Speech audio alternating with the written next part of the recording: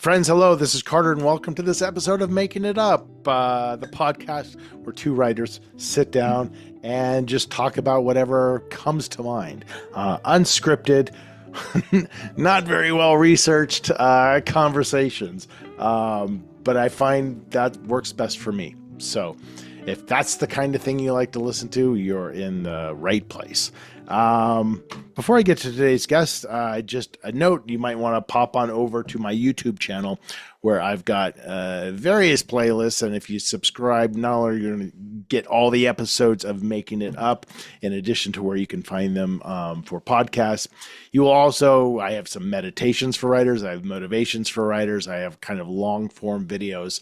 If you're looking for inspiration or advice, I'm developing more and more of those. And I'd love for you to stop by, listen to a few, give me a few comments, subscribe, all that good stuff. Just one of the many things that I am working on these days, but it keeps my brain active. So I do a lot of stuff and, you know, people are sometimes like, how are you managing to do all of this stuff? And I don't always do it all well, but I realize over time that I just produce a lot because that's how my brain works, and that's what makes me happy. I like to stay busy. I'm like a shark that can't stop swimming. And this is who I talked to today, was somebody who reminded me of myself. Except she's more prolific and got more stuff going on than me. So I look at somebody like this and I'm like, how are you doing everything? Today I had the pleasure of talking to Aime Austin. So Aime is the author of the Casey Cort and the Nicole long legal thriller series, focusing on social commentary that she infuses into her crime fiction. But she's written a lot more than that. She has a long list of books. She's written romance as well. She's very prolific when we kind of got down, it was funny. We got down this line of questioning where she's telling me her daily goal minimum is 1,600 words, and she tries to shoot for 7 days a week. That's a lot. and then that's when I kind of started to see myself in her, but she's taken it to the next level. And when I started asking her kind of what fears are driving this urge to be prolific, I was probably really questioning myself more than I was asking her. But she was fascinating to talk to. And we have a lot of similarities, especially in the sense of when we started out, when we first got published, and kind of how the industry has changed since then. But she also has her own podcast as well called A Time to Thrill podcast. So like me, she's talked to a lot of other writers, so we've had a lot of input. So our discussion today ranged everywhere from finding agents to AI to the state of the industry now. And in her case, also the transition from kind of being deep into these two series to all of a sudden writing a standalone, and her take on having to create a world again for the first time. So it was great, and it was a fantastic conversation. Good little storytelling at the end. You're going to like this one. This is my conversation with Aime Austin.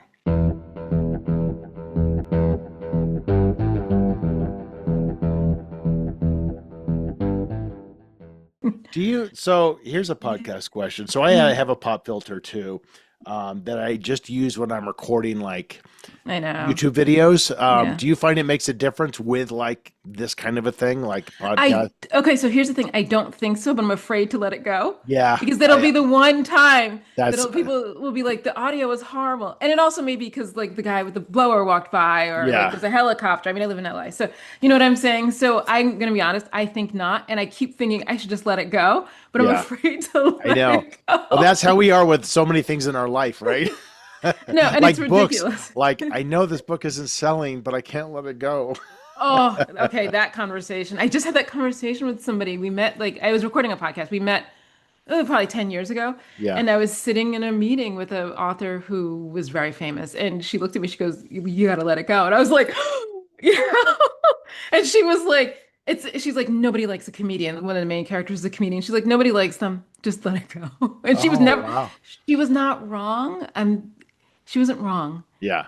It just, it actually didn't hurt. It was just like, come on.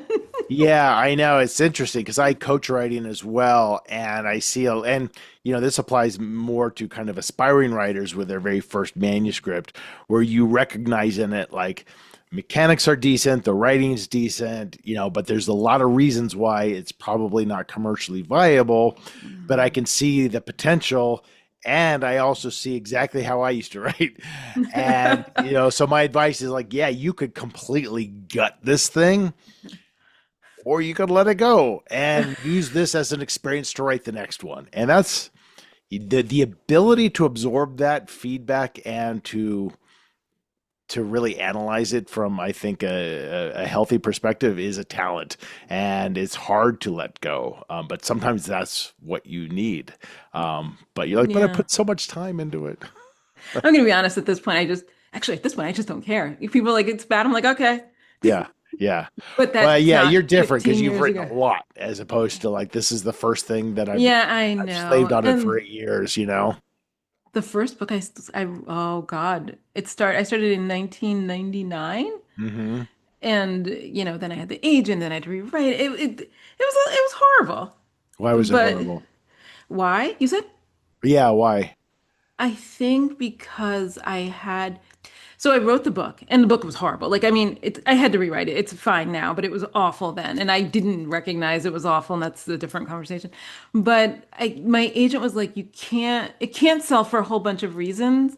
And in honesty, I wish somebody had just said, you need to rewrite this, or you need to come back with something different. But she was referred to me, and I think she didn't feel, she's a huge agent now, so I'm not worried about her. But I think she didn't feel like at the time that she could say it was awful. I just wish somebody had been honest and like, oh, you need to rewrite this. This is the way the genre expectations are. You can't be the special flower. I mean, there are special flowers, but I wasn't going to start the dystopian trend or the vampire trend or anything Right, like right, that. It right. was just a thriller. So you can't be that person. So you need to like, and I learned this later. Your first couple of books, the ones that actually got published, were like very on trend, and then you can deviate a little later, but maybe not initially. Yeah, and that's Not actually for me. I mean, right. it works for three people, but the other Right. 97 people, it's not going to work. But that's a really interesting comment because most people would say, I get an agent with my first book, and that is the validation I need. That is, so I'm the same way, right? So I got an agent with my first book back in 2004, same agent I'm with today, and that Mm. book didn't sell. But in my mind, I'm like, okay, at least it was good enough to get an agent. But in your case, you had an agent who didn't seem to have a lot of faith in the book, Right. and people don't. That's surprising, I think, to some aspiring writers. Like, oh, once I have an agent, I'm set, and that's not the case at all. No, I think they're thinking if they could sell it. And then when she was like, "Oh, I can't sell it," then that was that. And so we went through a bunch of rounds, and she's not my agent anymore, though I still get Christmas cards. But and I have no ill will like about Right. it. It's just that I don't, and I've met a lot of writers, so I could see the perspective, but I think we need a little bit more honesty Yeah. sometimes. This 100%. sucks. This is not marketable. Your writing is great, but nobody cares about like vampires in London or whatever it is. It's just, Yeah.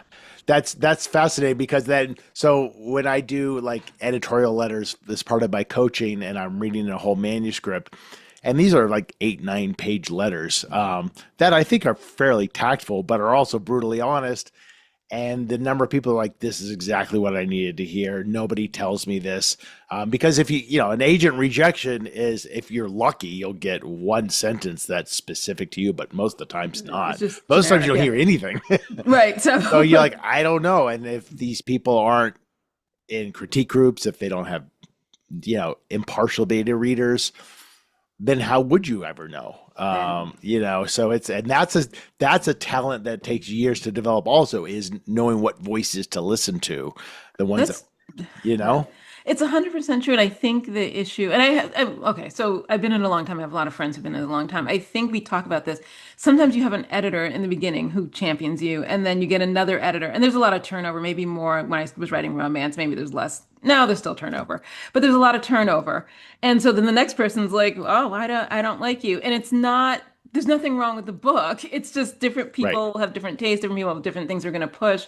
And you have to like weave through all of that and still come out intact. And you can even run through that with the same editor, where all of a sudden you write something that, because I just ran into this with both my agent and my editor, like a subplot that they're like, we totally recognize that this is valid, that this is interesting. It's just nothing we're personally like. We don't like this kind of thing. In this case, it was like kind of organized crime stuff, Mhm. and you're like, what do I do with that? Like, because somebody else might be like, that's the part I love the most. But Yeah. you just, you build this relationship and you trust them over time. You're like, yep, I get it. Let me change it. But those aren't like whimsy decisions. It's like, this is 2 to 3 months of work, Yeah, I you know, but know? I think I have my third book. So I switched publishers and editors, the third book. And I still to this day think that my original opening was better than what the edited opening is. But that's like, okay. Here's Right. my 2014 feelings. Right. Yay. I know. Right. Going back to the let it go conversation. So, but I mean, one thing we have in common is we both are Cornell alum. I was, Oh, how I, did I was hotel school and you went to law school there. My Mhm. daughter's actually in law school at Ohio right now. Um, Less snow. That's all I'm going to say about that. Cornell was no joke. I believe, yeah, I have a couple of my undergraduate roommates who went on to Cornell Law and they're like, yeah, it was brutal. Um, but what made you want to start writing? What maybe? So I always wrote. That's the thing. So Yeah. law school was the deviation. Yeah. Then I'm The not, hell that not, well, that's an expensive deviation. I don't regret it, but I would not make the same choice a second time. So I was writing. Okay, I will be honest. Like I was always writing. I majored in English. I went to East Coast school, so there was a huge pipeline. Well, okay, I went to women's college. I don't know. Maybe that's not true for other things, but there was a huge pipeline to New York editorial. Huge.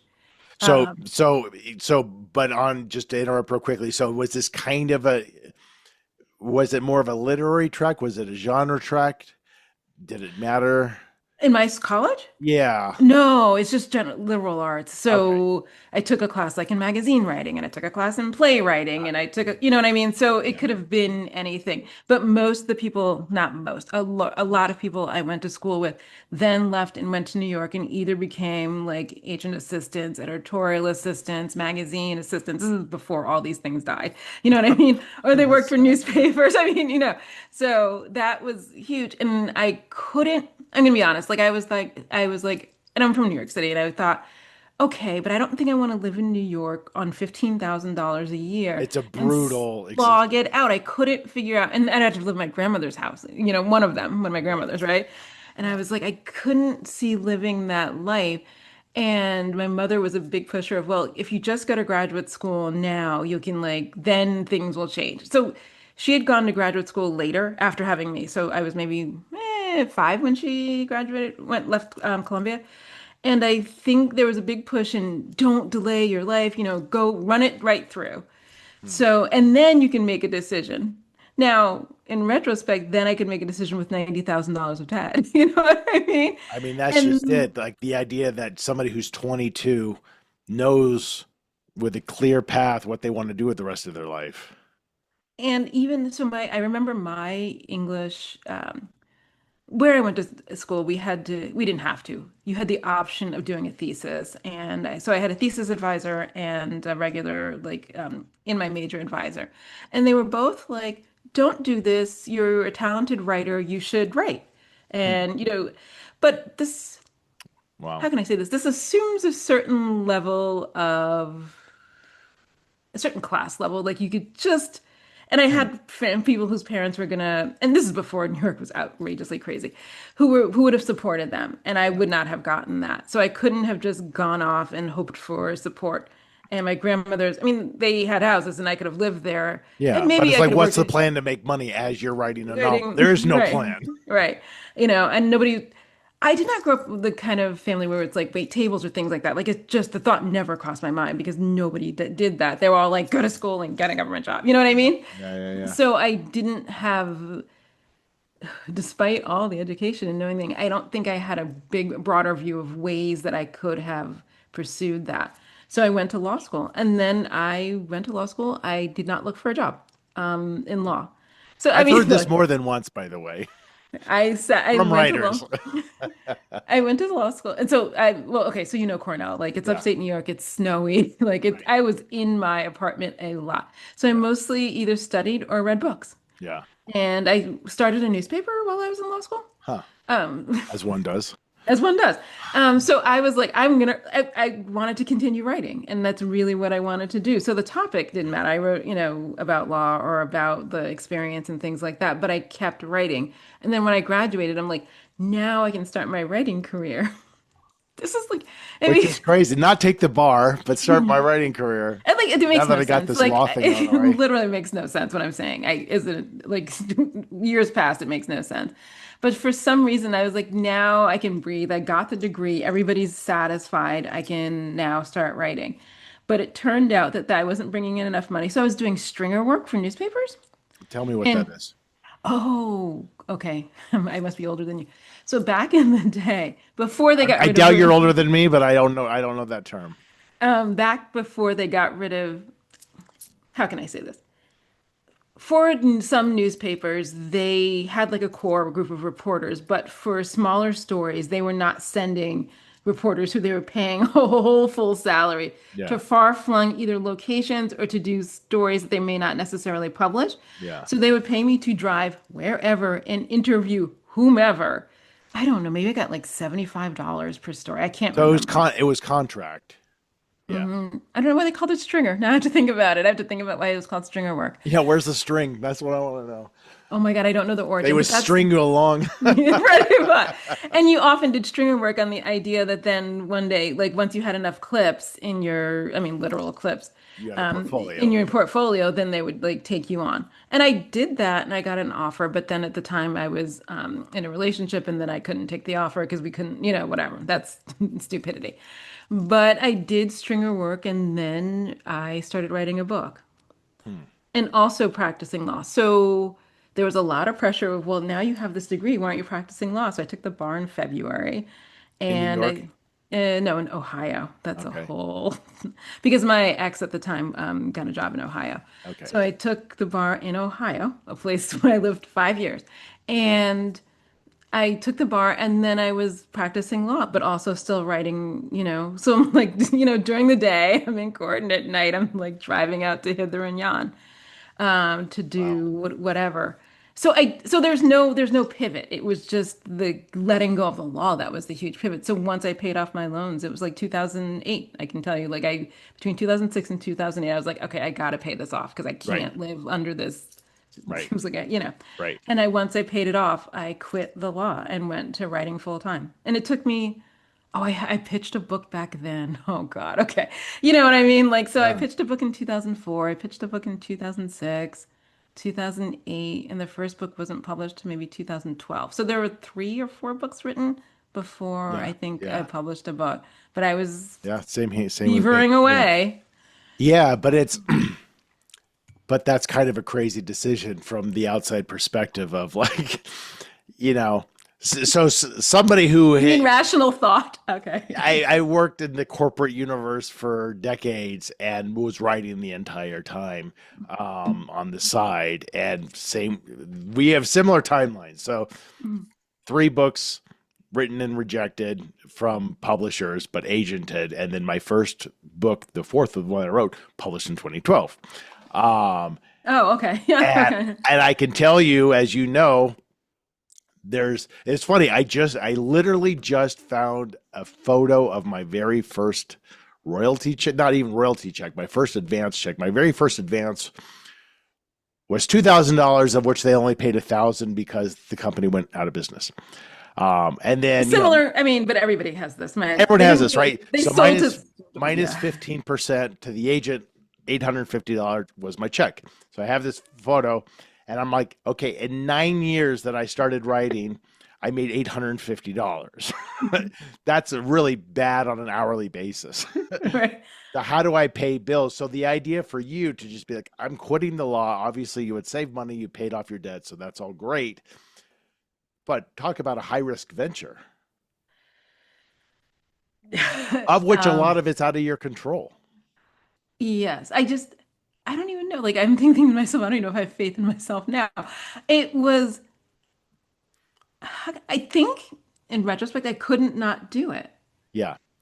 Which I mean, is I good can't, because delusion is necessary to do. I mean, for real, like if you really were practical about it, you wouldn't have probably made that decision. that's true. That's true. So I think that's And helpful. I didn't enjoy the practice of law. Yeah. It was, and this is, I mean, this is on me. I started with criminal and family, which is not, I would That's not brutal. recommend that as a 20 something person. And then the second time around, I was like, I'm going to do real estate, which was fine. Actually, real estate was very like nothing bad happens It in real is cookie estate. cutter for the most part. People, Real they buy estate a law house. you're talking Yeah, about. yeah, Yeah, yeah. yeah, They buy houses, sell houses. People are upset about something. They're upset about the leak or that whatever. It's very, you know, yeah. n- Right, it's not life or death for the most part. And so, but I didn't, it wasn't how I wanted to spend my days. right. And I don't know, like in retrospect, maybe I could have kept that job because I had a very forgiving boss who came into my office one day, like closed the door. He was like, this job is not going to take 40 hours a week or whatever. And he's like, a lot of people do something on the side. He was like, so what people are practicing law on the side. I didn't know this. And he was like, so you have time. And I was like, oh, I'm so old. I bought in a thumb drive and I worked on my book when I didn't have Yeah, yeah, stuff to right, work on at work. right. And that's what you have to do. I mean, I learned the practice of writing 1 hour a day, which now as a more or less a full-time writer, I still only write an hour a day. That's which is but true. but an hour a day, 7 days a week can be highly productive. You can have a book done. And for me, I'm a book a year person. So 6, 7 months for a first draft, Hmm. that's that's all I need. Yeah. So That's I write. So I would just a random, I'm very disciplined. So I have like a 1,600 word a day limit. I write every day. Because if I don't write every day, I'm going to be honest, I forget. Like limit I or can't minimum, because that's yeah, both. that's Just, huge. but that's it. Like I will quit. It's like Well, 15.99 and I'm like, comma, and I get up and walk away because I'm yeah, like, I'm yeah. over this. I'm the same way, but it's about a third of that. And that's it. Like But that works for you. that's the limit of that is my capacity. Honestly, I'd like to write less, but I need to do that in order to keep momentum. So I think it's like 3 pages a day or something like that, maybe That's four. interesting you mentioned momentum, like because to me that feels like, and are we talking 7 days a week, 5 days a week? It is okay. I will say this. It is mostly 7 days a week. Okay. But once I had a child, so my son was born in 2010. Okay. Once I had a child, I had to change, and in the beginning, reluctantly, how that went. So there's there's an author who we at least we used to do, well, before and after COVID actually, beach retreats. And we talk about not writing itself, but like marketing and the process and just the Yeah. other stuff of writing. Right.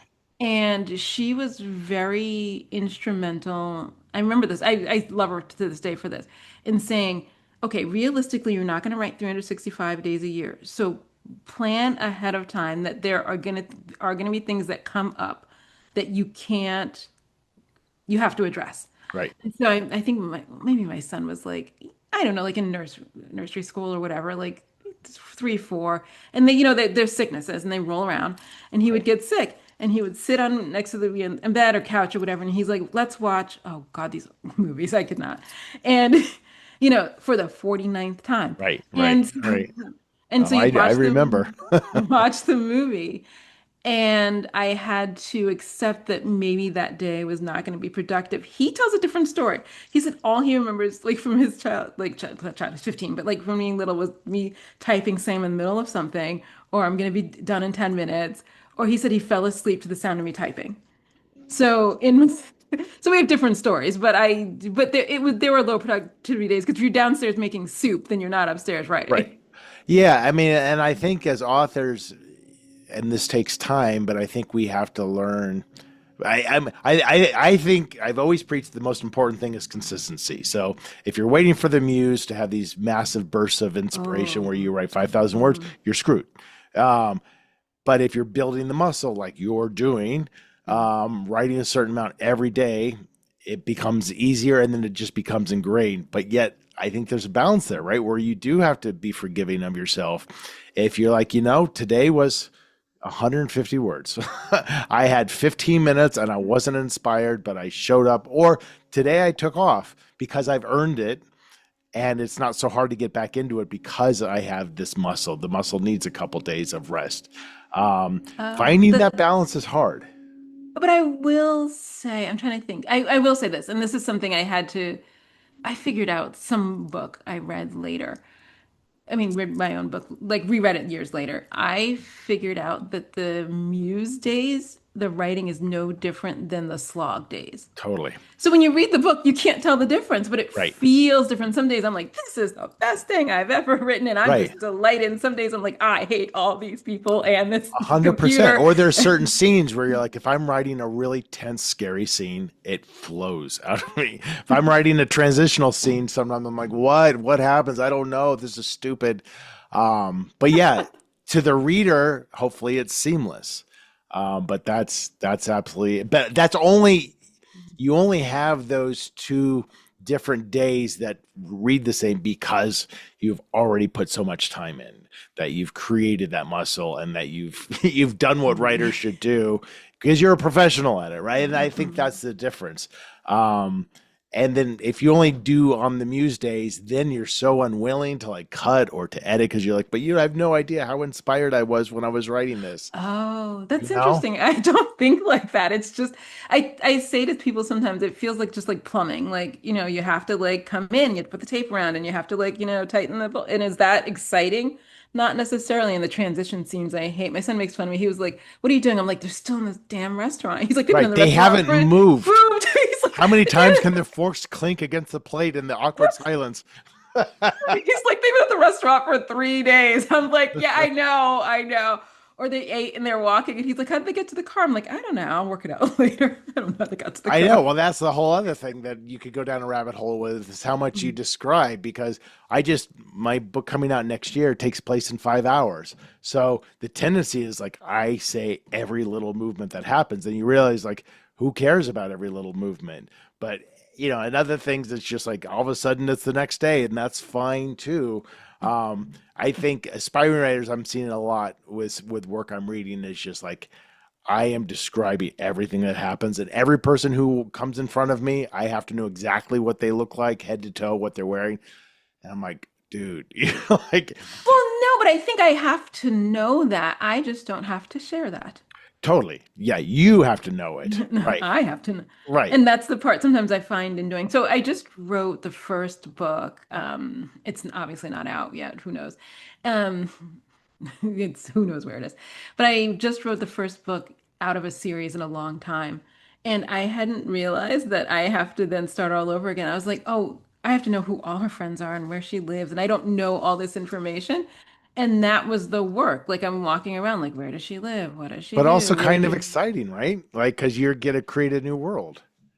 It's not my favorite. So, I mean, I don't know because I only write standalones. I've never written a series. So, and oh, I love it. Like each yeah. time I'm like, where are we going? And I love to write about places I don't know or types of people I don't know because Oh, I'm this is like, fascinating. I only is write it? about two places. I've only written books that take place in Cleveland and Los Angeles. Oh, That's interesting. because Interesting. I'm not, how can I say this kindly? I appreciate world building. Like I appreciate world building, like Harry Potter type world building, and I appreciate world building in like people who write standalones. I do not enjoy that, and I could never do it again. I just want to write about the people and their experiences and the all the stuff, the where and who's wearing what. No, nope. Yeah, well, but see, I'm kind of like that too. So I love to take, I have to figure out who my protagonist, because my books might be 5 people in them. They're very, very emotional and personal. And and not a big cast. So the setting is not irrelevant, but it's not as important. But to me, it's like it's just cool that they're in this farmhouse in Vermont and it's snowing, but everything that happens inside. Oh, but that's captive audience. I love those books because that's my favorite from years ago when I was a kid. Like I love people who are stuck in the snow. I'm like, yay, Yeah. they have nothing but each other. Oh, Yay, let's see what happens. you're gonna like my next one then, because that's all it is. It's a home invasion book, and they're stuck because of the snow. I love those because then you're forced. I've never written one, but I love the idea of people just being forced to like look and Figure see. shit out, right?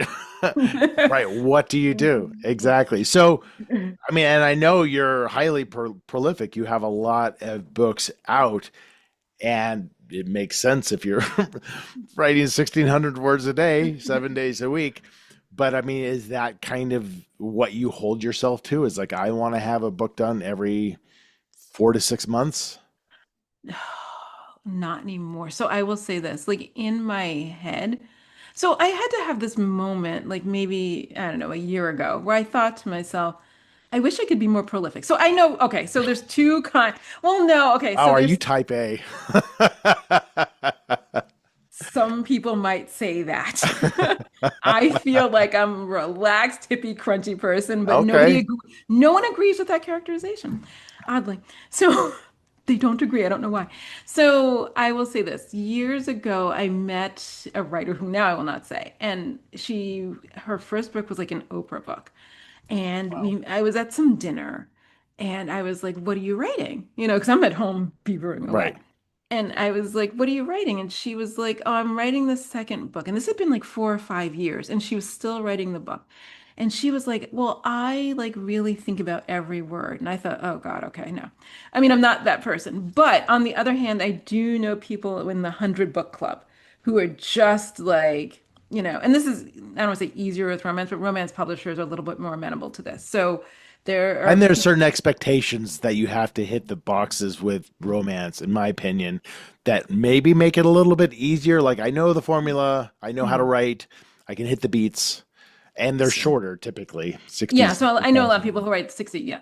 So I know a lot of people in the 100 book club and, and ironically they're always like, I don't know a lot of people like me. I'm like, there's not a lot of people like you. Yeah. But so and they are prolific in a way that I will never be. So between those two poles, I have a lot of thoughts. Like in my head, I'm like, well, I'm not writing a book every 5 years and agonizing over every word, but I'm also not putting out a book every 3 or 4 months. Yeah. And so I going forward, I may be less prolific. I Yeah. realize that I think I burned out a little.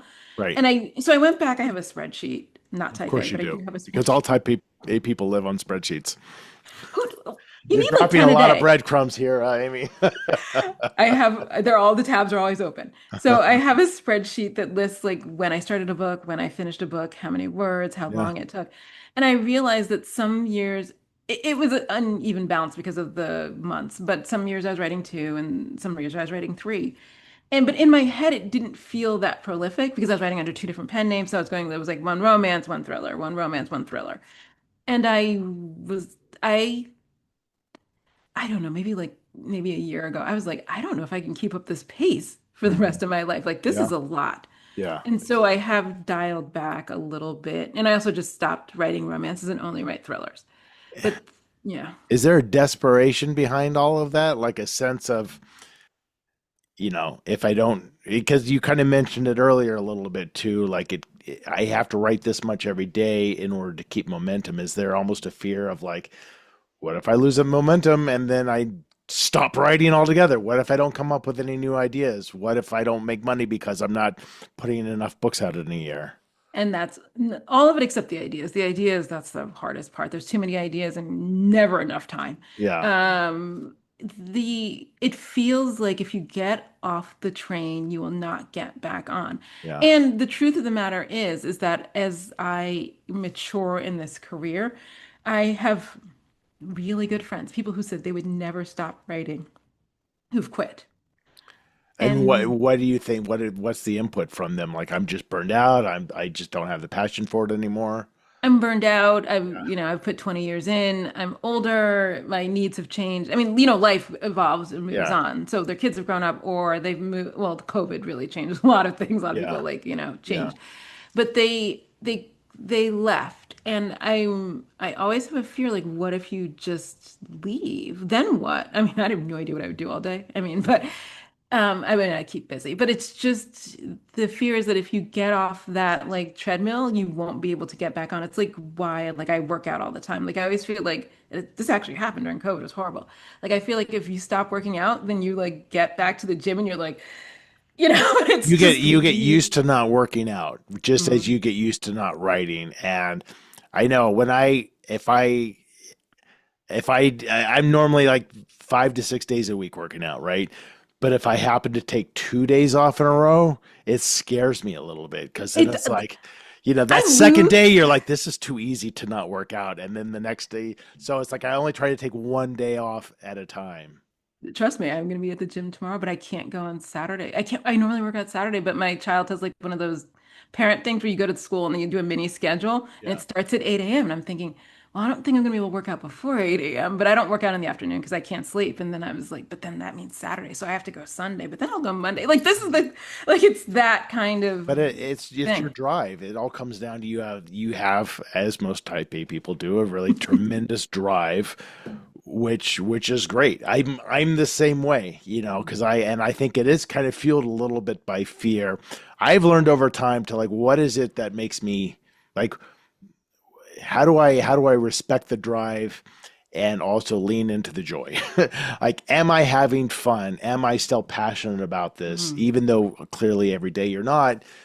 But No, you know, if most of the time you are, then I'm like, I write in a coffee shop every morning. That's my hour, and I'm oh, you excited. leave the house. I Oh, leave I the love house. I'm that. excited because I don't outline. So I'm like, what happens today? I can't wait to find out. And yeah, it's hard, but it's one of the best, my favorite parts of the day Well, because that's it's the part about writing. I'm, in essence, I think what I truthfully, I'm just telling myself a story and right. I don't know. So I'm going to get up today and what's going to happen to Summer or what's going to happen to Lulu or what's going to happen to Casey. And that's really like, that's actually what I'm writing for. I'm like, what's going to happen today? And I'm like, oh my God. Right. I So need to that's know the answer the because I'm not going to be answer. able to sleep. Right, exactly. Exactly. So that's the part for me that's joyful. And I think there is, and I get the drive to be prolific. I think I there's a lot that's also put externally on us. I think by looking at other authors who are in the 100 book club, but I'll be totally honest, and this is a hugely ignorant statement that I'm about to make. Somebody, I like you, I meet tons of authors. I love talking to writers, and then somebody tells me like they have 70 books, and I'm almost dismissive, like, oh, those aren't real books, well, whatever it is. Like, I don't know what, if somebody tells me they have 20 books, and I'm like, damn, that's impressive. 70, I'm like, what are you just copying the same thing? Like, are you actually public? Like, I don't know why that's just a horrible statement to make, but I do have that mental thing a little Mhm. bit where I have less respect for that. And I don't know, just because if you can churn them out that fast, they can't be they can't be good, which is a terribly naive I thing to know, and say. I will say this. So people I know who've written that many books, I obviously have not read all of them. And just like honestly, and I don't read a lot of friends' books because I always fear I'm going to judge them based Yeah, on how I feel about what they totally. write. We can't And be friends anymore. I'm I sorry. know because I don't like the way so I don't do that. But how do I think I don't know if I judge them. I think I judge their publishers, but this is like a romance thing. So, Okay. like back in the day before Harlequin got subsumed by the big five, Yeah. there was a real push to make those authors prolific so they could pad their bottom line. So the author's getting like 6% of paperback or whatever, you know what it Right. is. And they were really doing the bottom line. And I will say this, like I know authors, not every book, some are great and some are not, but there was such a push to do that and to support yourself based on the kind of thing they were paying authors. And there was a class action lawsuit about this, about them trying to like hide the money. So I mean, it's not Oh, a interesting. secret, but Yeah. so there was a push, and I know people that they were getting, let's say, $5,000 a book. So if you have to write 12 a year, or you have to, you know what I mean? You have to do whatever to get those advances because for a lot of romance authors, there weren't a lot of back end royalties. Oh. Oh, Because, interesting. well, because if they're gonna, because the romance publishers are publishing so many, there's no long shelf life. Yeah. Right, right, Right, right. right. So they had to keep writing to keep, and especially people in Southern California got to pay that mortgage. You know what I mean? Yeah. So there was You're a, in Southern California. Where are yeah, you? LA. Like I grew up in Westlake Village and I'm near Melrose, no, near Melrose. I mean, I'm in LA. oh, Yeah, okay. Oh, you're LA. yeah, Okay. yeah, yeah. Yeah, you're totally right. But and I think the compounding all of that now is the fact that, you know, my fear is that people are just using AI now and pumping stuff out. And, you know, I guess I would hate to not be known at this point. Like it would be really hard to establish yourself. I think in a world where there's so much volume all of a sudden I flooding the market. I think about it. Well, we talk about it, we authors, my friends, and I talk about it all the time because if you're starting now, people, and I was on some Zoom, I think, with like aspiring writers, and I don't have an answer. Like, if you're starting I don't now, have an answer either. Yeah. there was no AI, there was no social media. I mean, so I can't, Same. speak, or the social media was not I mean, 20, no, was Right. not the same thing. So there's no TikTok, no TikTok dances. Like, it's just so different. Although I did say to somebody the other day, they were talking about the M dash, and I have a special like keybind for M dashes because I do love an M dash. Editors do not love an M dash. I I love an had the M same dash. conversation. How AI is all M dashes. And I looked at her and I was like, "But have you not seen the lawsuit?" So I don't know if you went through And the that Anthropic. Atlantic. Oh yes, and then Yeah. you search for your books, and like 15 of my books were in there, and I Right. was Right. like, "Well, AI is using M dashes because I used M dashes, and I Right. was It's all here because first." of you. You right? Or they're like, or people are like, "Are you worried about your writing son?" And like, I am like, "Well, if they trained on the books I wrote, I don't have. Where do I go from there?" Right. Right. Right. Like, Totally. okay. So, but I do worry. I don't say worry about AI. I'm older. I don't have to be in the game much like as long anymore. So my worries are fewer. If I were 25, I don't know. Yeah, and I know a lot of aspiring writers listen to this, and so they're probably all tensed up as they're listening to us. But I think, I think one of the biggest problems now is because of AI and volume that people can just willy nilly do shit and push push it out to agents. It's going to get rejected, but it's clogging things up, Mhm. right? So agents now more than ever are just like, how do I find the diamond in the rough? I How do I go through this wonder. slush? It's so, my agent told me, she's like, it is harder than ever. I mean, she stopped taking submissions Mhm. because it's just like, how do you weed through, when people are, I mean, when you and I were coming up, we were mailing our query letters. I would It like, came back. I remember the agent contract came back by FedEx, and I was like, "How special is this?" Like the guy totally. came to the door with an envelope. I mean, I oh my know. God. I remember like thinking about, is this good enough quality paper? Like, will they respect this paper? I Like, remember or does this show that I'm like serious because I paid a little bit more for this card stock? that. But now, like, if somebody told me they saw in a chat room the other day about an author chat room, it's like, well, I just have a list of about like 400 agents. I don't look at what they represent, and I just send it all out to all of them at once. I'm like, you're the Wow. problem. This is the problem. Like, you're not curating your list. You're not really being mindful about the other titles and comps and No, and I've started reading those stories lately, because I don't want to say I'm out of it. Because all the authors I know are my age and my vintage, I don't know a lot of younger authors. Let me say this. Before COVID, I would have known them because we had like in-person meetings and there was a bigger, conferences and all that.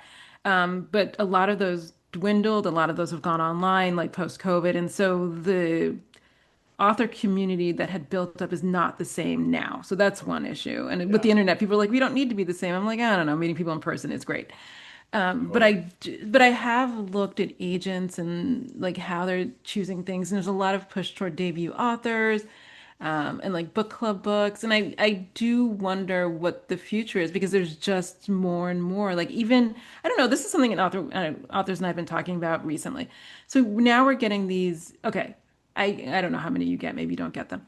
I get a lot of spam email of I can marketing or whatever. It's endless. And these really random ones like, hey, I'm a fellow author. I'd love to connect. And it's totally like AI. And you're like, what? I don't understand the end game here. No, no, we talk about what I don't know what the end game is, but with AI, you get so even every author I know, the first one they got, they were like, "What? You read the book?" Like it was, and then you get Totally. 25 other emails that day, and you're like, "Okay, that's it's Right. not it." When it But says dear author.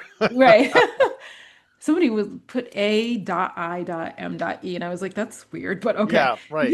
okay, or dear Me, and I was like, "Oh, maybe AI took out AI because it was dear Me," but so it's just that.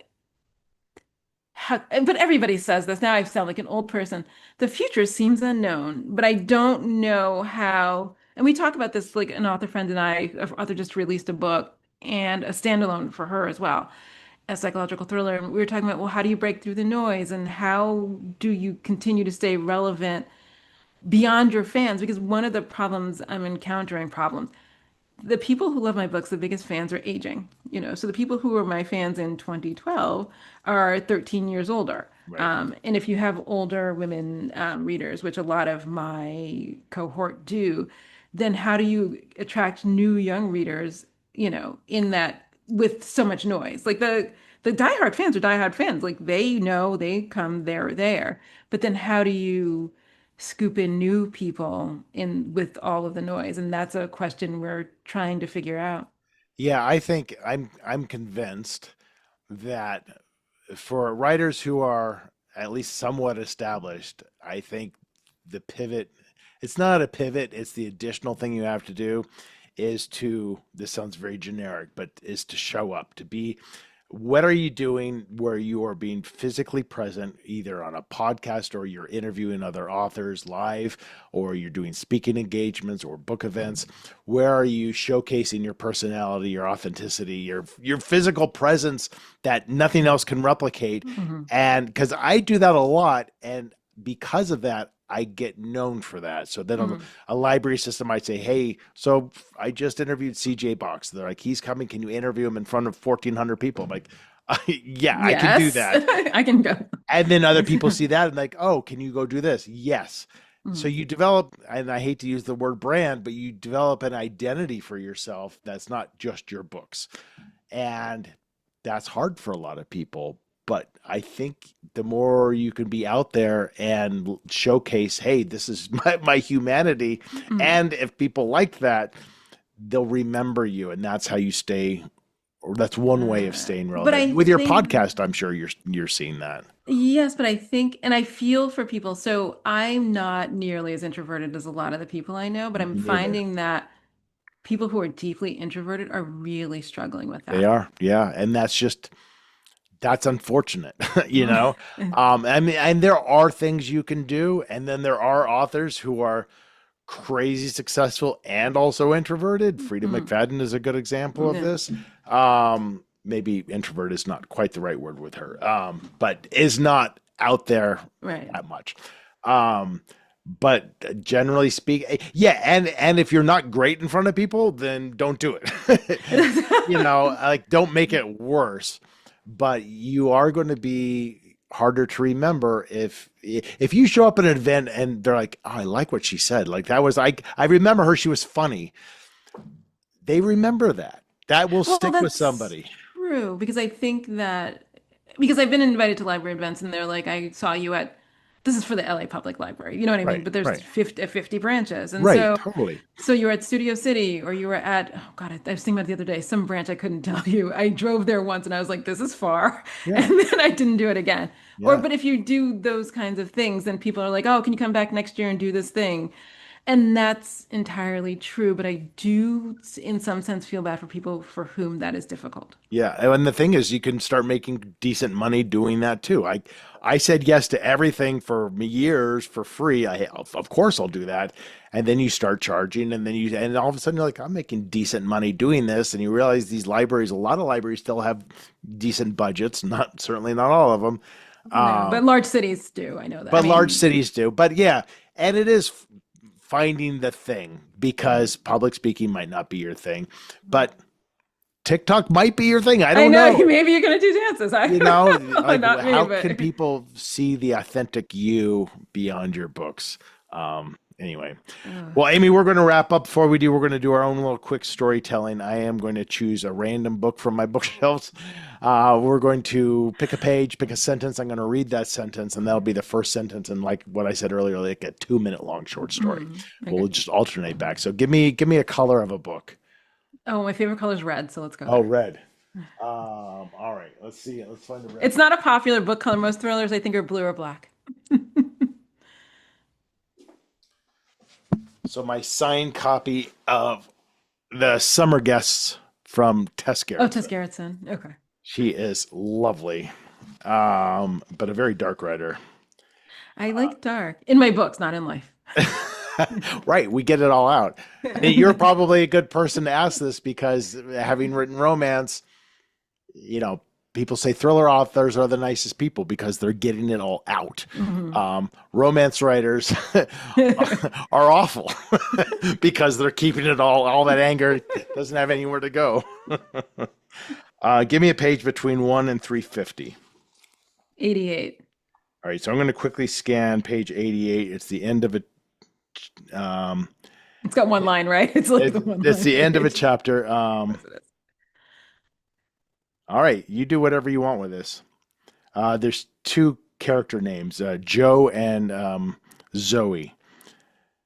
Joe did not look forward to seeing Zoe's body dragged out of the water. Do whatever you want with that. Oh, oh, but he did look forward to the funeral where the truth would come out about what everybody thought of her. Mhm. But first, the practical steps. He stood at the side of the dock and stared at the recovery team as they pulled the body out. It was much more pale than he expected. Pale, blue, and bloated. The usual signs of death by drowning. The usual signs of death by drowning. But the funeral, she would probably have a closed casket unless the funeral, I don't know what they're called, was a miracle worker. He was only allowed to stand this close because he was friends with the detective, and the detective knew that he used to be close with the victim. As they hoisted Zoe's body up onto the dock, Joe was no more than 4 feet away, and that's when he noticed what looked like a puncture wound in her neck just below her left ear. And then he realized they might find out it was him. Ah, we call it there. That's beautiful. Well, because I'm suspicious of everyone. Why, when you're that close, what are you doing? Right, right. It'll be the murderers always return to the crime This scene. is kind of saying. Well, Amy, what a pleasure to talk shop with you. This flew by. I have a lot more questions for you, but we're out of time. Congratulations on just everything that you've put out, and I do hope you're able to maybe relax a little bit, take a slower pace, put less pressure on yourself. Oh my gosh. I'm actually trying. I'm actually trying. I'm actually trying. People laugh at me. They're like, "How's that going?" But I'm actually trying to take a moment, take a breath, recalibrate, and think about what's going forward. I love it. I love it. I hope we get a chance to meet in person someday. Absolutely. It's great Uh, talking to you. Take care. Okay, Bye. bye-bye. All right, that is it. That is my conversation with Aime Austin. You should check out her books. Her newest book in the series is His Last Mistress. So make sure to check that out. And you can see everything about her at her website, aimeaustin.com. That's AIME Austin.com. And you can pop on over to my website, carterwilson.com. Check out my book, sign up for my newsletter, check out episodes of Making It Up, all the good stuff. And if you're interested in coaching or writing seminars and retreats, head on over to my company, unboundwriter.com, and you can see our latest offerings there. All right, that is it. That is it for this episode of Making It Up. Another one out just next week. In the meantime, thanks as always for watching and listening. Take care.